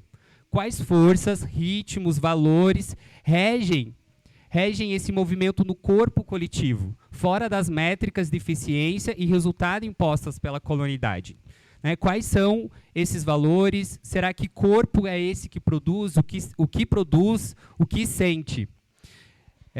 Então, minha pergunta é mais nesse sentido, né? De que a gente produz?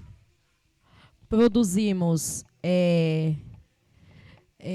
conservação da cultura, produzimos evolução de nós enquanto seres humanos, produzimos a prática de Ubuntu e a manutenção de como viver fora desse capitalismo, produzimos vida na retidão, vida moralmente organizada dentro das nossas necessidades e a nossa filosofia, produzimos sentido de comunidade.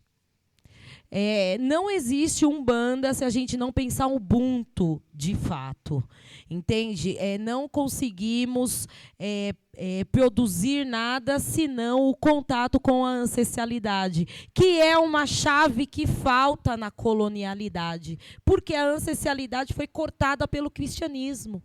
Né? Se a gente pensar na Europa, o culto ancestral ele é a bruxaria, né? Daquelas mulheres que foram queimadas, que foram praticamente dizimadas, né? O paganismo.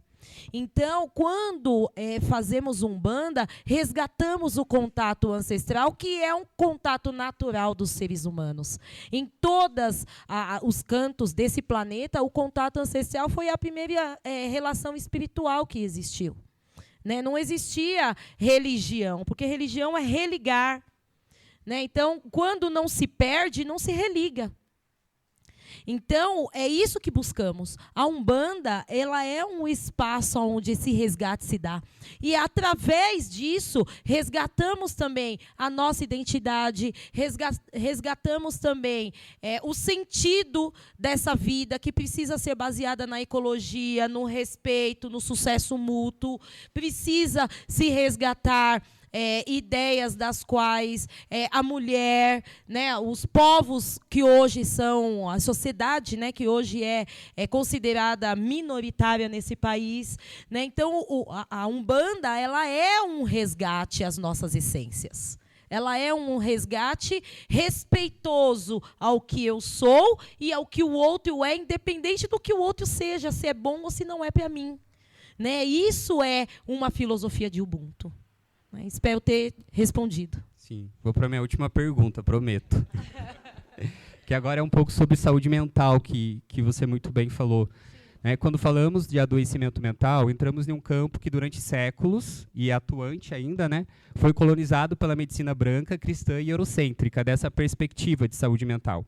E nesse território, a doença foi separada do corpo, o corpo foi separado da alma, e a alma foi colocada sob o domínio da culpa. A Umbanda, no entanto, nasce em outro chão, o chão da encruzilhada, onde tudo se encruza, se mistura e se escuta. Para a Umbanda, o sofrimento não é apenas sintoma, é movimento. O corpo que adoece, o espírito que se perde, a mente que se confunde. Todos estão dizendo algo sobre o desalinhamento entre o ser e o seu axé. A doença, então, não é castigo, nem falha, mas é um chamado da espiritualidade. E quando perguntamos se a Umbanda preta pode curar a doença de gente branca, tocamos em um ponto muito sagrado e delicado. Porque a Umbanda não cura por cor, mas por conexão. O que ela oferece é o retorno à humanidade plena, aquele que o projeto branco da modernidade tentou fragmentar. Então, a Umbanda preta não está aqui para curar a branquitude, está aqui para curar a terra. E a branquitude, se quiser ser curada, terá que aceitar se despir da supremacia, sentar na gira e escutar. Então, será que o adoecimento mental é a falta de remédio ou é a falta da reza preta? Será que a Umbanda curar a mente ou desenvolver o corpo para um axé vivo, para um axé potente? Eu preciso escrever sobre isso, mas eu estou com medo porque eu vou ser cancelada. E aí eu não vou... Eu preciso falar sobre isso, né? Umbanda, quando a gente fala de Ubuntu, ela existe, e eu não vou falar só Umbanda, eu quero falar sobre xinguilamento, sobre a prática de Umbanda, na África, eu quero falar sobre cabula, eu quero falar sobre macumba carioca, eu quero falar sobre catimbó, mesmo não podendo, porque não sou catimbozeira, eu quero falar sobre quimbanda, eu quero falar sobre todos os cultos de matriz africana, sobre candomblé, seja ele Queto Angola. A espiritualidade preta, ela foi criada para curar a dor preta. E a Umbanda, ela foi criada, assim como, né, a Umbanda é um projeto, mas ela sempre foi criada, ela se tornou Umbanda, mas ela era macumba, ela é batuque, ela é terecô, ela é Xangô, né, o culto ao ancestral é tudo isso e muito mais. Ela foi feita para curar as nossas dores nessa terra.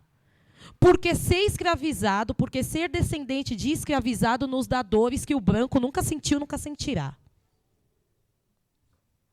Nunca sentiu, nunca sentirá. A psicologia, hoje em dia, eu não sou uma psicóloga praticante, né? Eu tenho um diploma lá em casa, né? Porque eu sou professora, eu queria ganhar mais, eu fiz psicologia. Não posso dizer que eu sou. Eu tenho um diploma lá em casa. Mas a psicologia, ela não é preparada para as dores pretas. Porque é muito difícil as pessoas entenderem que pessoas pretas não têm dores somente individuais. Nós temos dores coletivas.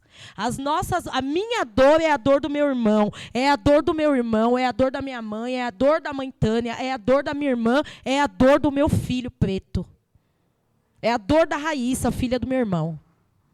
As nossas dores são coletivas e elas ainda não são entendidas pela medicina, pela psicologia, pelo mundo médico hoje.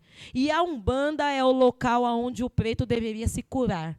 O pai Sidney, né, um candomblecista que é muito conhecido, ele fala muito sobre isso. Ele diz: pretos, voltem para os seus terreiros, porque a nossa cura está aqui. E aqui está a nossa cura porque o mundo não entende a cura do preto que foi escravizado. Só que o preto velho, quando ele me abraça, eu compartilho com ele isso. O mingau das almas é isso. O que é o mingau das almas, meus irmãos? Eu vou falar rapidamente. É um ritual onde a gente cultua a alegria do preto ser liberto. Porque na época do sexagenário, quando os poucos pretos com mais de 60 anos foram libertos, eles não tinham mais condições físicas, nem psicológicas e nem valorização do trabalho. Então, eles foram jogados à míngua. E aí estamos falando de pretos da mata, os maiores quibandeiros que a gente vê. Porque eles eram os mais velhos. Porque eles tinham mais conhecimento, porque eles viveram mais. Porque a expectativa de vida do preto era, no máximo, 43, 42. Pretos morriam já com 10 filhos, com menos de 30 anos. Então, o mingau das almas nada mais era do que a única alimentação que o preto da senzala levava até os seus mais velhos escondidos na mata. É um momento de descarrego, é um momento de valorização, é um momento de cura, porque ele só tinha a espera daquele mingau recebido pelos seus mais novos que estavam na senzala. E vocês acham que isso não gerou doença, não gerou revolta, não gerou macumba pra caramba? Tudo isso gerou resistência. Então, a resistência preta é uma resistência que nos cura. Coitado daquele preto, daquela preta, daquela pessoa que ainda não viveu o letramento racial.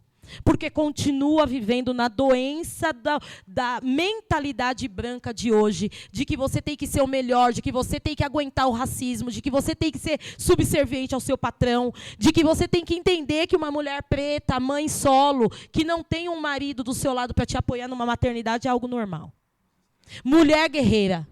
Escravizam a nossa mente. Nós temos mente escravizada se a gente não tiver letramento racial. E essa dor só sente quem é preto. E a Umbanda está aqui para curar também essa dor. Ah, mas eu sou branca e eu estou na Umbanda. Eu digo sempre, tem isso gravado mais de uma vez, a Umbanda é para todos. Só que o culto de Umbanda, ele vem para curar pretos. Ah, mas eu sou branca e eu estou na Umbanda. Seja bem-vindo. Viva isso conosco. Nós precisamos de vocês, assim como todos precisam dos nossos ancestrais. Todos são acolhidos pelos espíritos. Só que o tratamento é diferente. Da mesma forma de que a doença é diferente. Então, se você é branco, você tem a sua dor, eu louvo e essa dor será curada aqui na Umbanda, dentro dos conhecimentos que a Umbanda pode te oferecer. Mas uma pessoa preta, quando entra aqui, o tratamento é diferente, porque a gente consegue compactuar dessa dor. Eu consigo entender você. Você consegue me entender.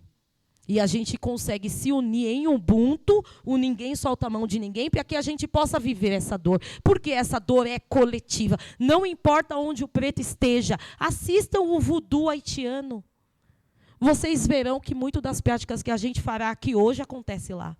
Porque essa dor está na América. Por isso também que nós não conseguiremos resgatar um culto de Umbanda pura, aquele que Congo Angola faz. Porque a dor de ser escravizado, eles não viveram. Eles foram colonizados, mas eles não foram escravizados como nós vivemos. Essa dor é nossa. Por isso que a Umbanda é algo nosso. Por isso que o Candomblé é algo nosso. O que é o Xirê? Senão o culto de várias divindades de regiões diferentes da África, onde a gente se junta também para se curar. Eu quero repetir que não existe Umbanda de branco, Umbanda de preto. Eu quero que vocês entendam que mesmo o preto velho, cabisbaixo, submisso, ele vai dar um abraço naquela pessoa preta e vai dizer: eu sei o que você está sentindo e eu vou rezar para que você melhore. Não importa onde esteja esse preto velho, se ele for preto velho de verdade, ele vai saber essa distinção. Porque as nossas dores começam em escalas diferentes. Eu sempre digo que preto, para ascender na vida, ele não começa do 0, ele começa do -3. Né? Preto, quando casa, negros, quando casa, junta escova de dente, cachorro e espírito. Você tem um tranca-rua, eu tenho uma pombogira. E aí a gente vai viver para vencer nesse mundo. E, gente, isso dói. Isso dói. Isso é dolorido. Isso é dolorido. Só que a gente tem o amparo dos nossos ancestrais. E é por isso que eles precisam ser respeitados nesse culto. Porque ele é o nosso colo. Ele é a nossa cura, ele é o nosso amparo, ele é aquele que entende o que a gente está sentindo. E independente se você é branco, se você é preto, se você é oriental, se você é indígena, o seu ancestral, ele vai entrar em contato com você para que você melhore a sua dor. Porque todos nós temos dores. Todos nós temos dores. Mas quando a gente fala de Umbanda, aí o chicote estrala para o lado dos pretos, porque quanto mais melanina, mais escravizado. Quanto mais melanina, mais próximo da escravização. E isso é complicado, porque essa dor é coletiva. Essa dor é algo que é muito difícil da gente expressar. Só que a corrente de preto velho explica isso. Se você prestar atenção nas cantigas de preto velho, é sempre uma lamúria, sempre algo que coloca a gente dentro dessa tristeza que foi a escravidão. Né? O povo fala, o mundo inteiro teve escravidão, mas não da forma que existiu na América. Né? Não se tiraram identidades, não se tiraram culturas, não se tiraram famílias, não se matou para vencer. Isso é muito diferente. Espero que eu tenha respondido sua pergunta. Vocês já ouviram falar em banzo? Preto não tem depressão, preto tem banzo. Então procurem saber o que é o banzo. Vocês vão entender o que eu estou dizendo. Um dever de casa aí para vocês. Nós temos post, inclusive, sobre isso. E o banzo é coletivo. Às vezes o preto manifesta uma tristeza profunda que ele não sabe de onde vem. Às vezes ele está com a vida ótima, conseguiu ascender profissionalmente, né? Só ele sabe como, mas vai faltar alguma coisa. Vai faltar aquela dor ali, vai aparecer aquela dor no coração. Isso é o banzo, é o que a mãe Tamara acabou de dizer. É aquela dor que é coletiva. Isso é ancestral, está no nosso DNA, infelizmente. O índice de suicídio entre a população negra é altíssima, principalmente homens pretos, é altíssimo. Isso é reflexo desse nosso passado. É o banzo. Isso tem tudo a ver com a saúde mental, que a psicologia não dá conta, porque as teorias psicológicas foram criadas por homens brancos europeus. Como é que ele vai dar conta de atender a gente? Como é que ele vai dar conta de tratar a gente? Então é sobre isso. Com diazepam.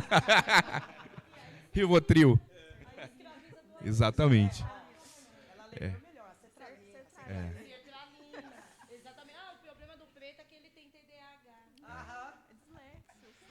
Isso dá só esse tema daria um seminário, né? Daria uma discussão aqui muito grande, porque é muito complexo, é muito profundo. Mas a gente tentou trazer aí um pouquinho disso, porque é importante refletir, né? A Umbanda é espaço de cura. A própria palavra já diz isso. Umbanda é cura, é arte de curar.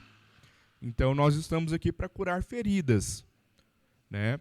Principalmente do povo preto. O branco se cura na Umbanda? Sim, mas as dores deles são muito diferentes das nossas dores. Então, é isso. Uma breve pergunta. Sim. É na questão da funcionalidade da mãe pequena dentro de um terreiro. O que é a autonomia dela, até onde ela pode ali ditar o que precisa dentro de um terreiro ou não. Eu acho que essa pergunta assim abrange várias dúvidas, não somente minha, mas na questão assim de ambos. É só essa que eu tenho. Obrigada. Imagina, perfeitamente. Bem, dentro da minha visão, e até dentro do que a gente pratica dentro do Quilombo Taquari, o próprio nome, como diz, né, o pai, mãe, pequenos, ou seja, eles estão ali como forma de ser o sucessor do sacerdote, tá? Então, para eles chegarem nessa questão de sucessão, né, no caso, ele vai passar por vários ritos. E aí é um acúmulo de saberes, como a mãe Tamara falou mais cedo, é um acúmulo de saberes que ele vai agregando dentro do templo. Que nem dentro da minha casa, dentro do Quilombo, nós temos a função. Então, por exemplo, ele vai ser responsável ali, o pai ou a mãe pequena, por gerenciar os mais novos, né? Então, o que eu costumo dizer lá, é um processo hierárquico que, primeiro, caso os mais novos tenham algum problema dentro do terreiro, ele vai falar com o pai pequeno, com a mãe pequena. O pai e a mãe pequena, ou com a mãe criadeira, que eu tenho também esse cargo dentro da minha casa. Então, eles ali que estão na linha de frente para os mais novos, e aí eles vão resolver. Eu falo, olha, resolvem. Tá? A coisa ficou muito complicada, aí eles chegam para mim e falam. Ficou complicado para mim, quem resolve é o ancestral. Tá? Então, eu sei que tem muito pai de santo e mãe de santo aí que explora pai e mãe pequeno. Tá? E não é nesse sentido. É mais um sentido mesmo de responsabilidade, tanto social quanto espiritual. Né? E aí também, por exemplo, eu já tive casos, e aí eu vou falar um pouquinho de prática, né, bem rapidinho aqui, já tive casos onde eu já suspendi um pai pequeno dentro da casa e ele não aguentou. Ele achou que ele era o bambambam da história, que ele já tinha não sei quantos anos, e o cara estava engatinhando, a pessoa estava engatinhando, né? E ele tomou o caminho dele. Então, às vezes, nós, sacerdotes, falamos, a gente tem aquela malícia, eu vou suspender essa pessoa aqui, vamos ver se ela aguenta?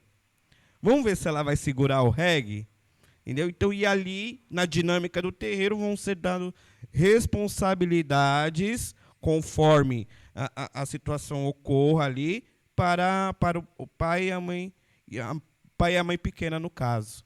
Tá? Mas não são grandes, a responsabilidade maior é sempre do sacerdote. Então é importante que ele seja ali o melhor amigo do sacerdote em questão e aprenda os rituais, aprenda os fundamentos. Porque às vezes você entrou, eu posso ter filhos dentro da casa com 7 anos já, mas você acabou de entrar lá. Um ancestral pode virar e falar assim, ó, eu vou suspender você com mãe pequena da minha casa. Mas não é que você já vai sair fazendo todos os ritos iniciatórios. Você já está recebendo o título ali, mas existe um processo de aprendizado até você ter realmente esse cargo onde você vai lá, vai sentar no banquinho e vai falar, olha, agora você é mãe pequena, você vai poder tocar até uma gira em que o pai de santo não precisa estar, você vai tocar. Entendeu? Então, na prática, é isso. Espero ter elucidado sua dúvida. Pessoal, a gente avançou muito o nosso horário. Eu vou agradecer a participação de vocês. Eu preciso aqui dizer que nós temos pessoas de Minas Gerais, do Paraná, de Goiás e eu acho que aqui da região metropolitana também de São Paulo, né? Então, é muito bacana ver as pessoas se deslocando de outros estados, né, para estar aqui conosco, para viver isso conosco. Então, isso para nós é muito gratificante. Então, eu agradeço mais uma vez a presença de todos vocês. Nós agora iremos para o intervalo. A gente vai fazer um AG1 rapidinho, um lanche, né, um coffee break, e aí depois nós iniciaremos a nossa macumba. Peço aos senhores que deixem reservado aí o material de suas entidades, né, tudo aí a tiracolo para facilitar a vida de quem vai cambonear, e sintam-se à vontade, né, aqui no nosso espaço. Eu quero agradecer muito, preciso também fazer agradecimentos. Quero agradecer muito, mais uma vez, à comunidade aqui do Pai Rafael, que cede o espaço para nós, né? Nós já fizemos, acho que 4 quizombas aqui, né? Então, acaba se tornando um local onde é a nossa base também, né? Pai Rafael não está aqui, mas tem gente da comunidade dele aqui, que eu peço para que leve o abraço e a nossa gratidão, como sempre. Aqui sempre abre as portas para nós e nos acolhe com muito carinho. E quero agradecer também todos os nossos filhos que montaram essa estrutura aqui. As pessoas que estão na cozinha, Marília, né, todo mundo fazendo ali o AG1. E quem esteve aqui montando, organizando, isso é algo que dá muito trabalho de se fazer, né? Apesar de que nós estamos ficando cada vez melhores e organizando as coisas com mais agilidade. Mas a gente não faz nada sozinho. Então, muito obrigado a todos pela presença e vamos aproveitar a macumba.